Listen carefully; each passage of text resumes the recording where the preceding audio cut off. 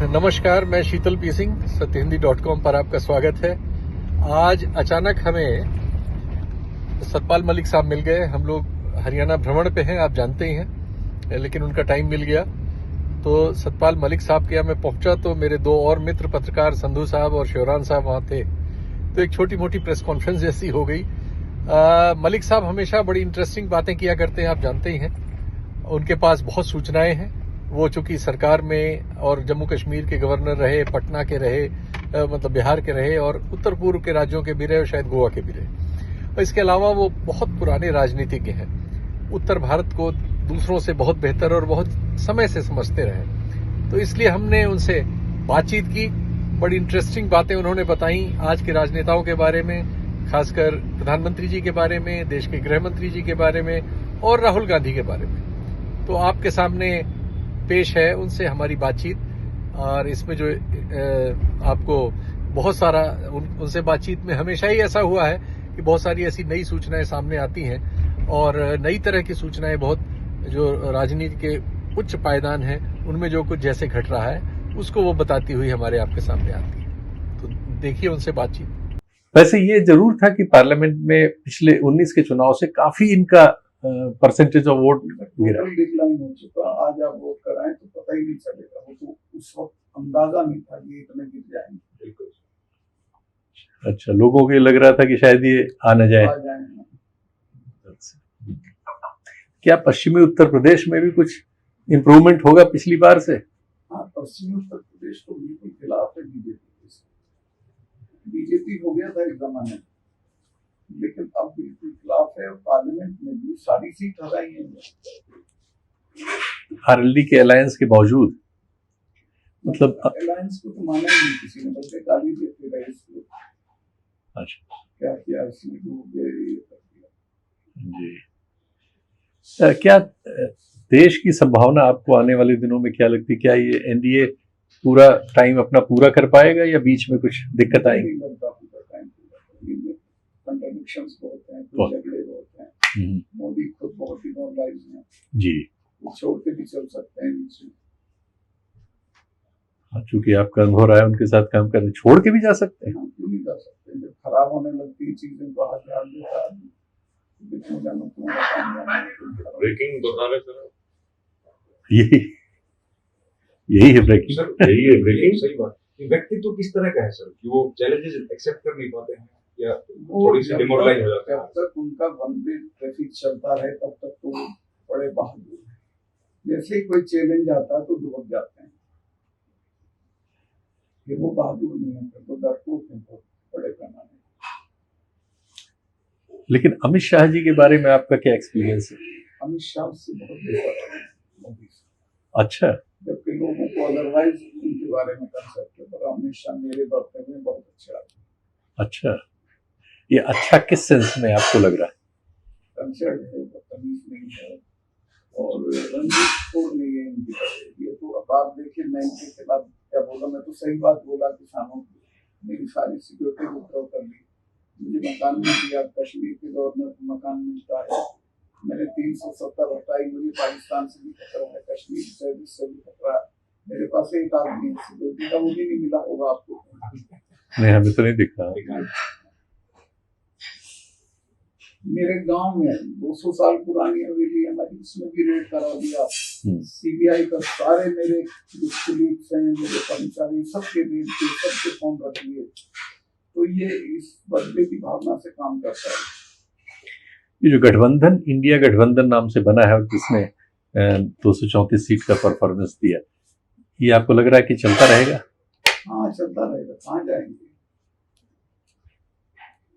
क्योंकि बीच बीच में आपस की नहीं, इसमें क्या होगा? जहाँ जिसका असर है उसको मान लेंगे बस।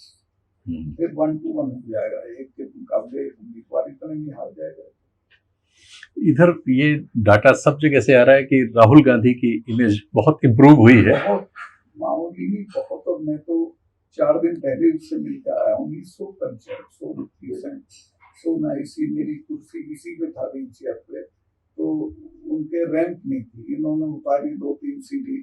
वो खड़ा रहा और उसने अपने आदमी को बुला के कहा कि रैंप बन जाना चाहिए तब तक। क्या बात है, वो सिविलाइज। अच्छा, नहीं तो इससे कहीं ऐसा तो नहीं होगा कांग्रेस भी जब ताकत में रही है तो उसमें भी घमंड और वो सब आ जाता है और गवर्नमेंट छू के भी नहीं गया उसमें। बताओ, मेरे ड्राइवर को नमस्ते करता बाहर राहुल तो बहुत हम्बल नजर आता है। बहुत अच्छा है। तो ये कहीं आर्टिफिशियल तो नहीं है या रियल है? ना ना ना ना।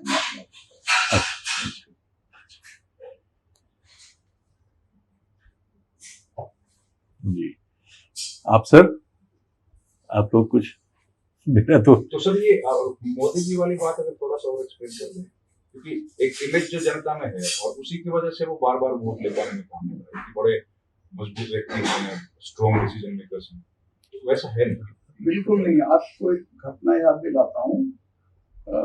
पंजाब के किसी शहर में वो गए थे, पठानकोट तो नहीं, वहाँ बठिंडा से वो वहां जाना, हुसैनी वाला जाना था। तो रास्ते में किसानों का जुलूस आ गया, तो इनका ट्रैफिक रुक गया और 10-20 मिनट। तो वो चला गया जुलूस, तो अपने रास्ते इन्होंने समझा तेरे लिए आ रहा है। वापस आए एयरपोर्ट पे, अफसरों को बोले आज तो मरने से बच गया, मार दिया होता। बठिंडा एयरपोर्ट पे इतना डरपोक आदमी है। तो बोले थे जब चन्नी मुख्यमंत्री थे तो उनको बोला था कि भी बता देना मैं बच के आ गया। बच गया और जांच करा दी, अफसर न थे उसमें जी जी जी। और वो तो स्टेट के लिए बड़ा एम्बैरेसिंग होता है इस तरह। और नहीं, स्टेट की कोई गलती नहीं थी। एक नॉर्मल इजाजत लेके जुलूस जा रहा था, बाई चांस तुम्हारा काफिला आ गया तो वेट कर लो 10 मिनट, क्या दिक्कत है। और अमित शाह का हमेशा बेटर है। मेरी जो मैंने आजमाया है वो बेटर है। सुनते हैं, समझते हैं और वही चला रहे हैं। और जनता के फैसलों को लेकर कैसे हैं सर अमित शाह?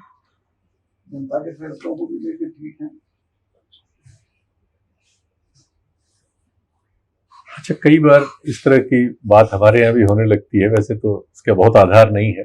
जैसे बांग्लादेश में कुछ हो गया या एक पिंक रिवॉल्यूशन बहुत से देशों में एक समय में हुआ था, तो उस तरह की चीज हमारे यहाँ तो कोई उम्मीद आपको नहीं लगती है? ना जरूरत है कि वैसे ही हट जाएंगे वोट से। मुझे तो लगता है ये चुनाव से पहले ही छोड़ जाएंगे। अच्छा, इनमें हिम्मत नहीं है डिफीट को फेस करने की, और अब ये कन्विंस्ड है कि हार जाएंगे, अब लड़ेंगे।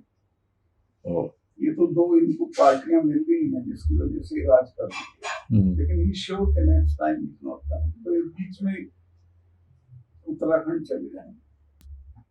इधर कंसीड तो बहुत कर रहे हैं हर चीज पे, जिस पे प्रेशर आ जा रहा है तो उसको विदस्टैंड नहीं कर पा रहे हैं, विड्रॉ करते जा रहे हैं। बस आप कुछ नहीं है, इनको जितना जल्दी को छोड़ के चल जाना चाहिए, इनकी इज्जत रह जाएगी।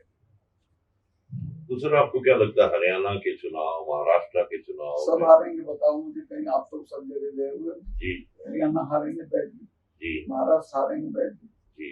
और दो चुनाव इसलिए नहीं कराएंगे, वहां भी हारेंगे। ठीक है। और आपको लगता है कि हरियाणा और जो जम्मू कश्मीर के चुनाव जो कराए गए हैं और जो चुनाव आगे तारीखें रखी गई हैं, ये महाराष्ट्र और झारखंड के चुनाव को इनसे अलग करने की एक रणनीति के तहत की गई? चूंकि तारीखें ऐसी पड़ रही थी, उसमें फोन नहीं होता, उनमें छुट्टी पड़ रही जी, इसलिए हटा दी गई। या कोई और रणनीति या योजना? तो इनसे समझते रहते हैं, कुछ नहीं।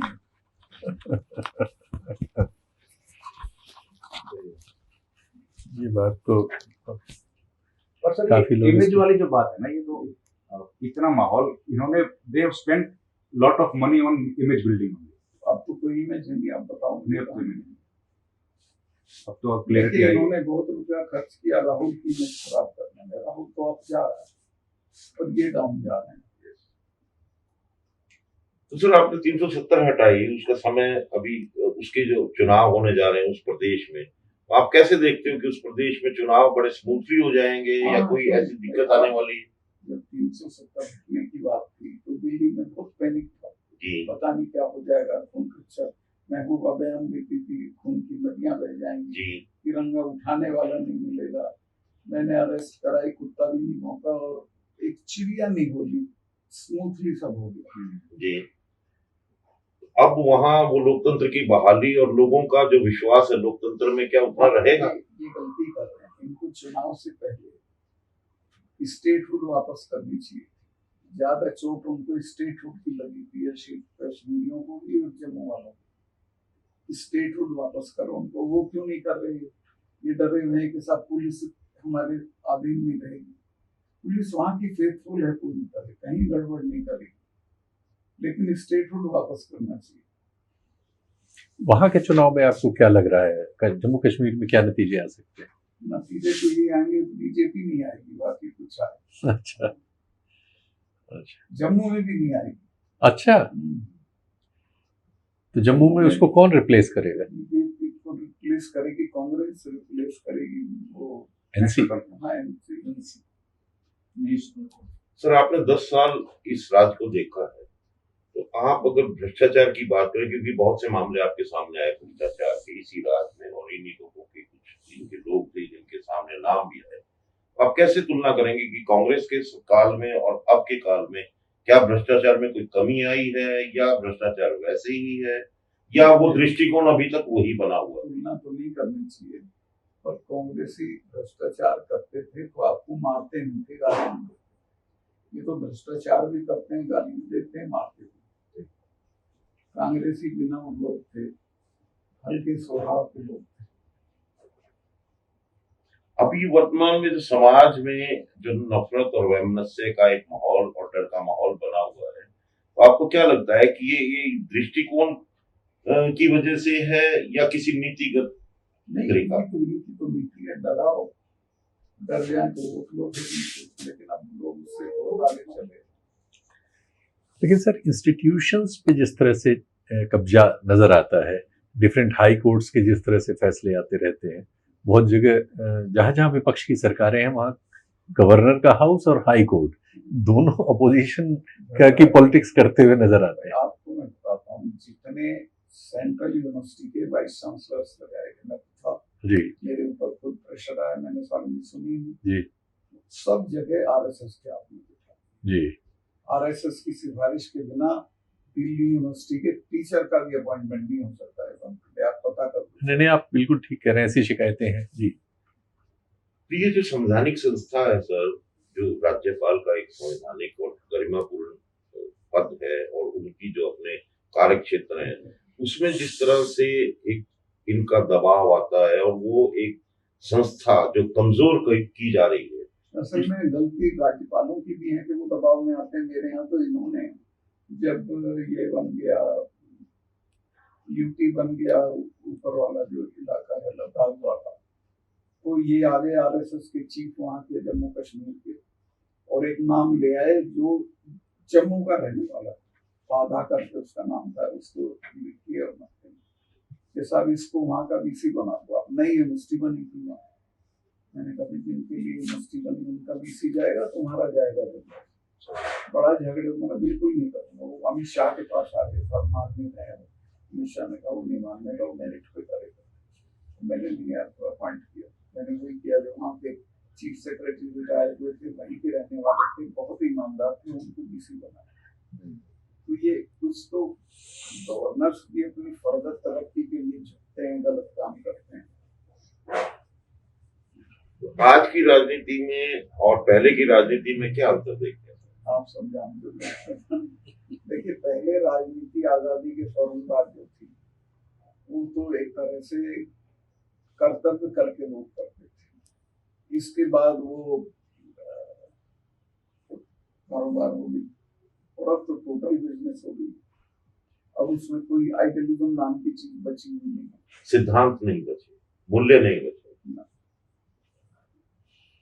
तो क्या ये जिस तरह का कैंपेन राहुल गांधी करते हुए नजर आ रहे हैं, उन्होंने इश्यूज ले लिए जो कांग्रेस ने इसके पहले नहीं लिए थे, वो वक्त भी अलग था, जैसे जाति जनगणना का सवाल ले लिया है, और ये सामान्य आदमी के पास जो पैसा कम होता जा रहा है, किसान के पास, मजदूर के पास, मध्य वर्ग के पास, उसमें बिल्कुल वो इश्यू लिए जो टच करते हैं लोगों को, और वो कामयाब होगा। मैं तो 100% करने की 4 दिन पहले मेरी उससे बात हुई, इतना से मैंने बताया होगा जी, मेरी व्हील चेयर उतारी उन्होंने सीट हो सकती जी, उसमें कहा हमारे रैंप हुई है मैं कल तक बनी थी, और मुझे बिठा के गाड़ी में तब गया, मेरे ड्राइवर को भी नमस्ते करता है।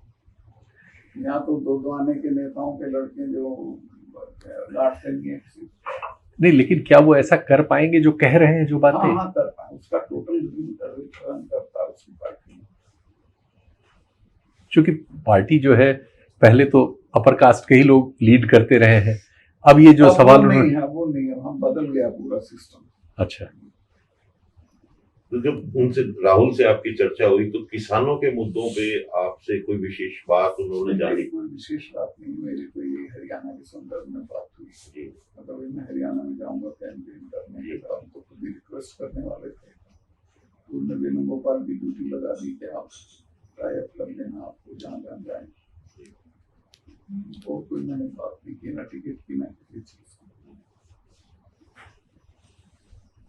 ओके, थैंक यू, और सारे आपने समय दिया। आप स्वस्थ रहें और ऐसे ही हंसते मुस्कुराते। न्यूज ये है जी, कि ये जा रहा है और कांग्रेस वापस आ रही है, हरियाणा में भी, महाराष्ट्र में, ठीक, झारखंड में भी, जहाँ भी चुनाव हो। जी जी, महाराष्ट्र झारखंड में चाय कॉफी क्या लेंगे आप? नहीं चाय लेंगे, आशीर्वाद लेंगे सर, आप? चाय तो लेनी चाय लेंगे? पड़ेगी, सर। अच्छा